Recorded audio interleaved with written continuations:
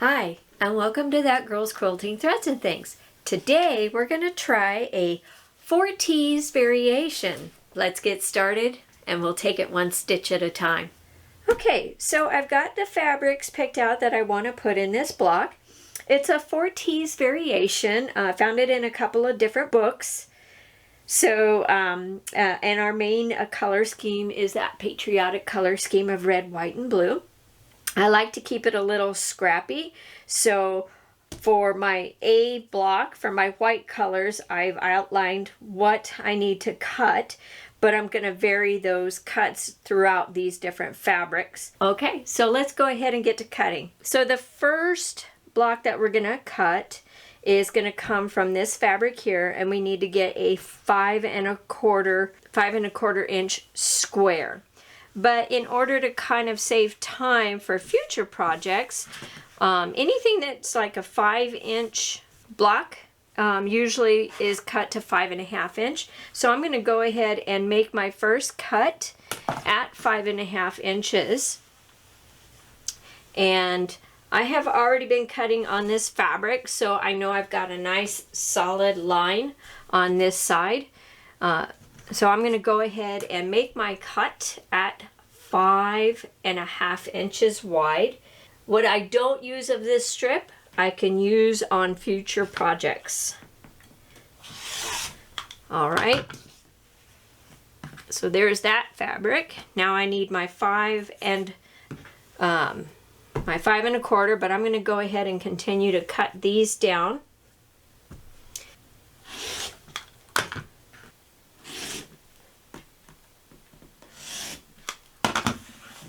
All right, there's my 5 1/4 piece. Finishing up with this fabric. All right, so number 3 is 4 squares at 2.5 inch, and I happen to already have 4 squares at 2.5 inch. Okay, this is our last white fabric piece that we're going to cut, and we want this to be 7.5 inches wide. That gives us a little wiggle room when we make our half square triangles, because that's what this fabric here is for. Nice line that way, nice line that way. Okay, that's our last white piece. The next piece we need is 5 1/4. So I got my 5 1/4 line here. The next piece that we need is 1 at 4.5. So again, I'm going to take this piece right here. I'm going to cut it down to 4.5. All right, so we need to cut 4 squares at 2 7/8. All right, so we're on our last fabric piece that we need to cut. It's going to be our dark half for our half square triangles, and then we need it a square, 1 square at 7 1/4. 7 1/4. We've cut the fabric out. Now we're ready to start the process of building our subunit. So we have 4 half square triangles.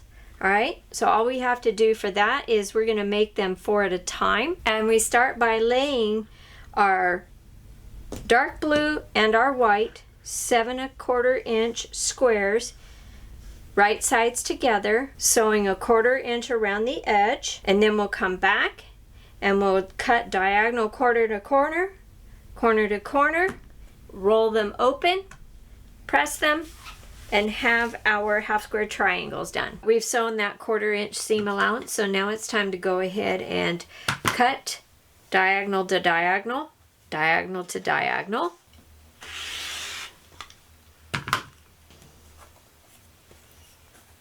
All right. We are going to roll these open, pressing towards the dark side. All right, I'll just gently roll these open. Like that. We'll take them to the pressing station. Now what we need to do with these is we need to square them up so that they are 4.5 inches. So to do so, I'm going to take my 45-degree line on my square ruler, and I'm going to line it right along the seam edge where the two fabrics meet. I'm going to give myself a little bit of wiggle room. I'm going to make my first cut to have a nice clean edge. All right, and where I've cut, the two fabrics should come to a perfect point. Okay. Now, if you're not real confident, you can always cut this square to the starting square. Instead of at 7 1/4, you can just up it to 7 1/2, and that gives you just a little bit more wiggle room. So I have 4 1/2 here, 4 1/2 here, and my 45-degree line stays running right through it. 4 more times and we've got our half square triangles done. If you're not sewing straight, if your 1/4 inch seam allowances tend to be a little wavy or something like that, that may cause your fabric lines to be a little off.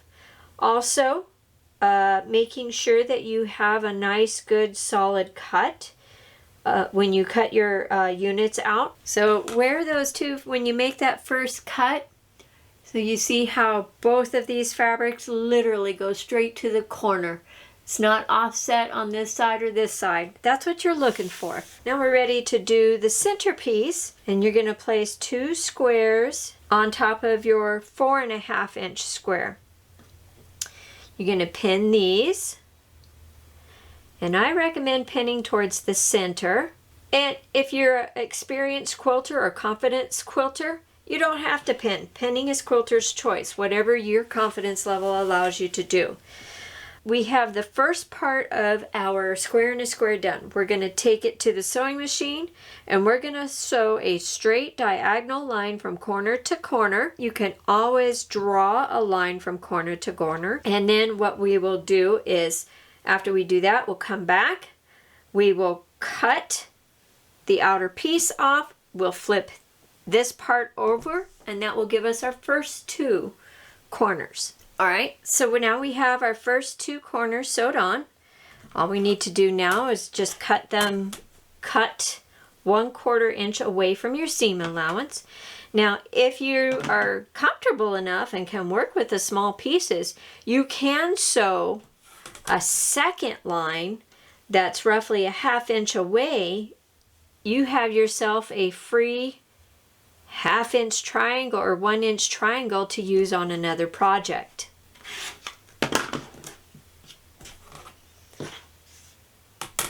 All right, cut this down.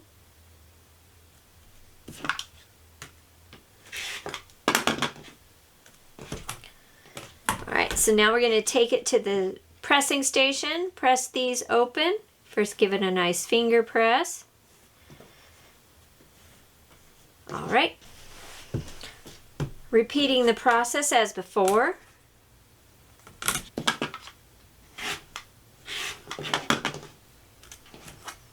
Okay, and there you have our square and a square.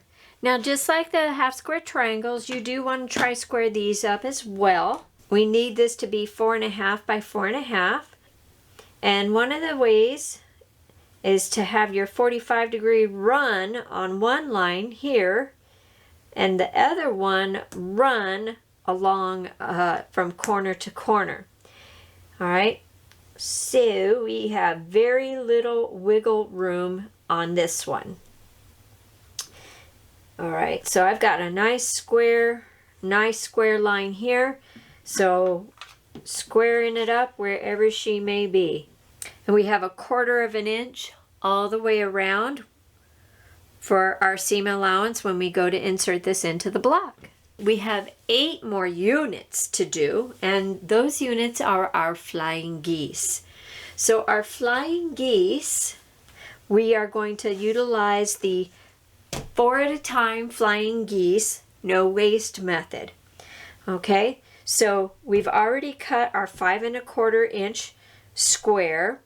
From this, we're going to be able to attach these squares, and we're going to be able to yield 4 flying geese. And then we will turn around and repeat the process for our other flying geese. This is our peak fabric, so this is the part that forms the triangle, right?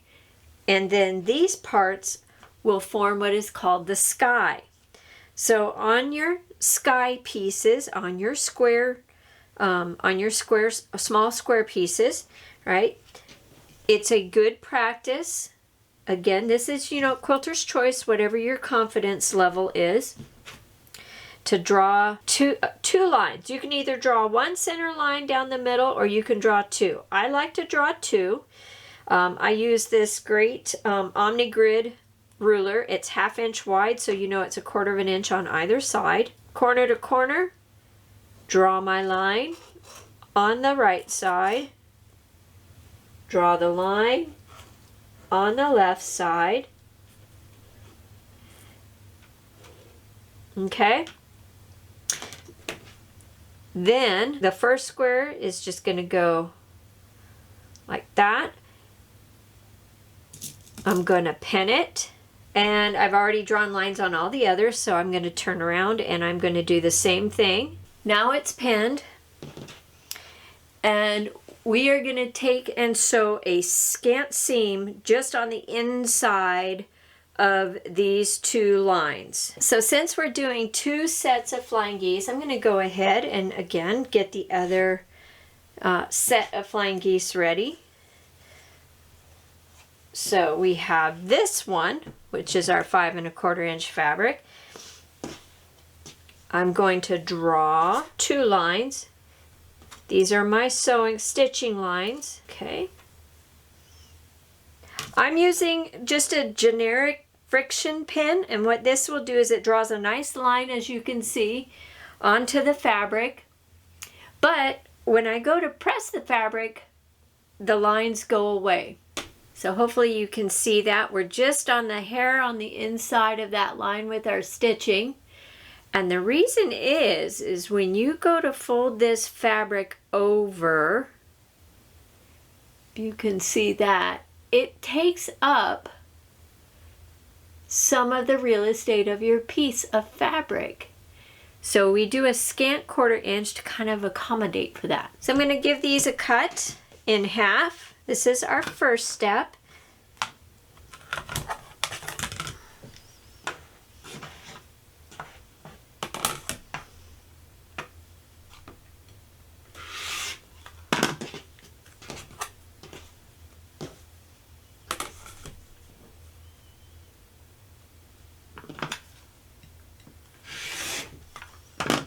There. Then I'm going to take these to the pressing station, and we have 1/3 of our geese done. So now we have these funny looking cat or heart shapes.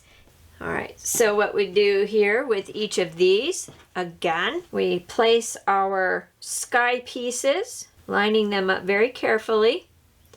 All right, so if you've lined them up correctly, the lines that you draw should literally intersect with the other sky piece fabrics right there. And while you're handling these pieces, also you want to be sure that you're not tugging or anything like that on it, because you're working on the bias, so these pieces can get distorted very easily. Same thing with pressing. When you go to press these open, you want to gently roll them and just press. You don't want to iron. Put this on our last piece. Let's go sew. Okay, we have our flying geese units. All right, so now what we're going to do is we're going to cut these all in half. I tend to just kind of line that up. Take my 1/4 inch line.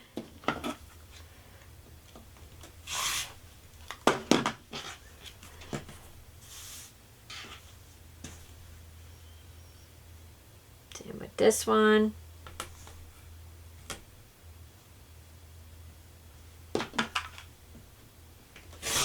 Now what we're going to do is we're going to give a light finger press to these units. So now we have flying geese. Now there is one more step that we need to make for this particular unit in this block, and that is each of the 9 patches will be 4.5 by 4.5. But as you can see, these flying geese are not 4.5 by 4.5, but they are half of that.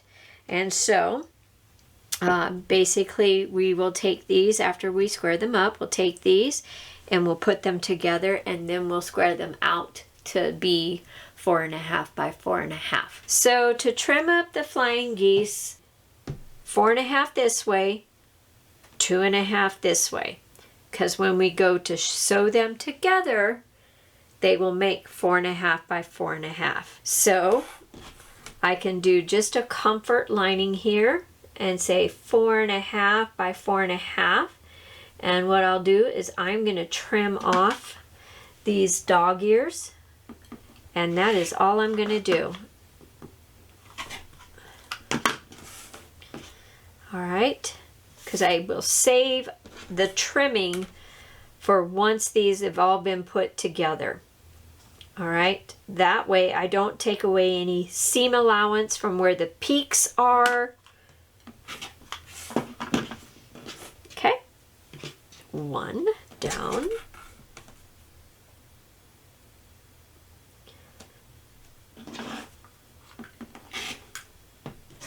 So what we're going to do, we have a centerpiece.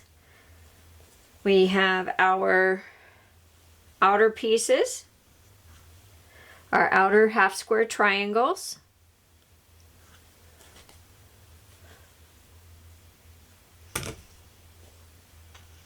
Then we have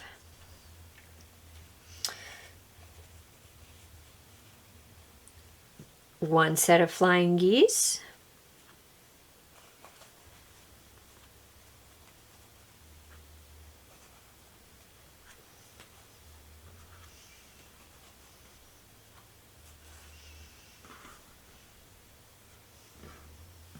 So the next step that we're going to take in the assembly process is we're going to take these two flying geese and we're going to sew them right sides together, right? And we're going to make sure that we have a nice proper 1/4 inch seam allowance where these two pieces meet, right? So where these thread lines meet, I know you probably cannot see them. Let me see where these seam allowances meet, cross. We want to make sure that that is on the inside of our seam, because that way when we go to open it up, we will not be cutting off the peak of our geese. I'm going to take this over to the sewing machine. I'm going to put it together, one unit at a time. So let's go ahead and start with our first flying geese unit.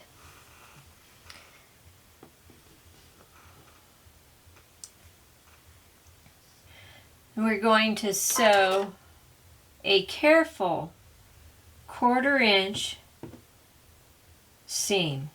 So now that we have that seam sewed, all right, I'm going to open it up.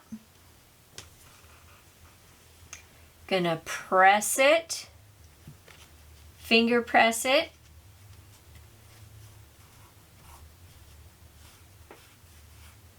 All right.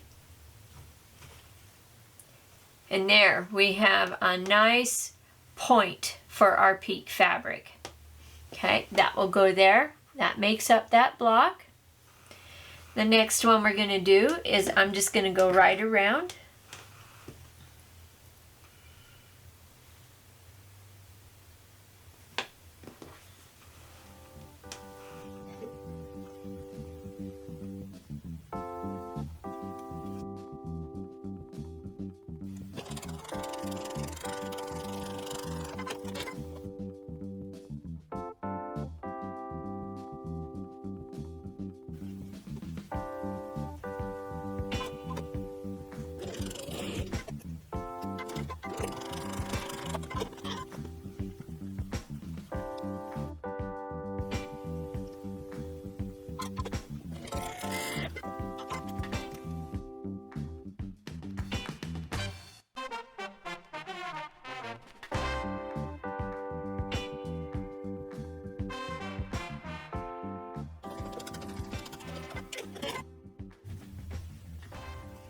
And there we go. That's our 4th flying geese unit. Okay, so I've pressed them all. All right, so now I'm just going to come here and make sure that they are 4.5 by 4.5. And I'm going to do that very carefully. So basically, I'm just going to line up my 4.5 line here and here. And I'm just going to lightly trim whatever sticks out. Okay. Because what you don't want to do is when you go to start trimming the edges, you start trimming away from that 1/4 inch seams area that and then you could potentially cut off your peak. And same thing, if you cut too much off the edge, you can inadvertently make it so that if I cut too much off, when I go to sew this in, I'm not going to have a nice point here. So you want to be careful. Use a special ruler if you like. Okay, that actually looks pretty close. So I think that's good. And last one, 4.5. There. Okay, let's go ahead and put this together as it's intended to be. All right, okay, taking it to the sewing machine. Oh, one other thing that I did was instead of the seam allowance going that way for my Flying Geese unit, I found that they laid much better by having the seam go that way for these units. And so they just lay much flatter. So let's go ahead and get this block put together and finish it up. So we're going to go ahead and put each of these rows together. We're going to start with these first 2 columns, and we're going to lay each one of these blocks right sides together, sew down the line. So let's go ahead and do that. Then we'll open them up, come back, and attach the 3rd block to each one of those.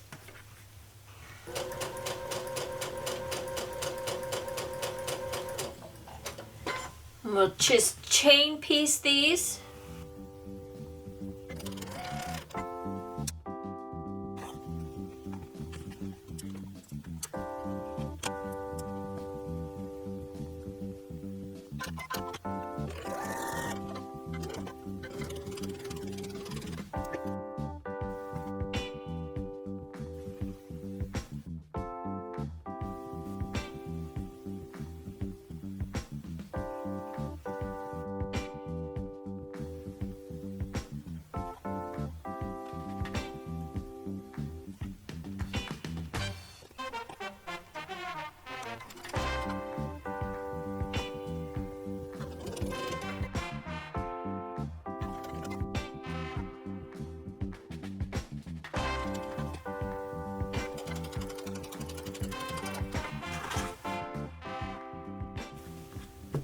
Let's see how we did.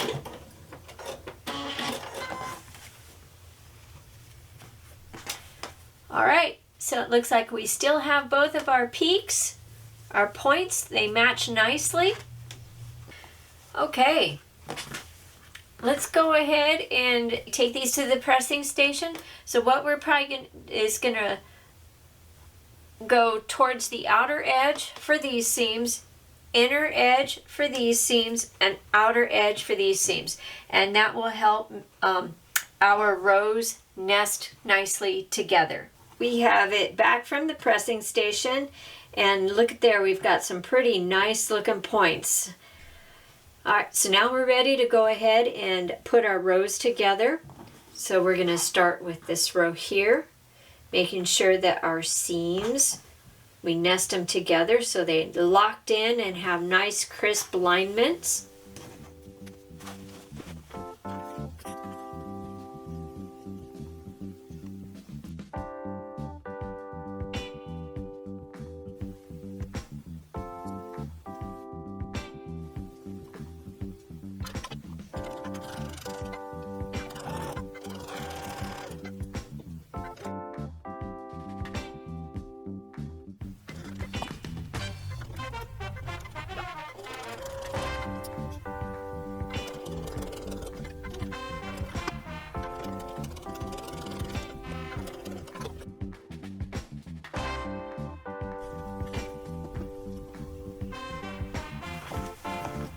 All right, let's get this block pressed and finished. All right, pressed and fixed. If you caught it on the first go around, through the magic of editing, I did some seam ripping and some re-sewing. I think it is a good practice, and it's a habit that I'm finding myself enjoying, is that when I discover a block that I really like, I want to try to also reproduce it in a smaller version. And with the smaller version, we get to exercise our dexterity just a little bit more. Look at these flying geese. They are 1.5 inch by 2 inches, and they just look wonderful. And it is a challenge to go smaller. So I hope that you find this fun and challenge yourself with a block that is easy as a large size, such as a 12 or 15 inch, shrink it down to half its size and see what kind of challenges you face. Thank you so much for joining me on this journey, and thank you for taking it with me one stitch at a time.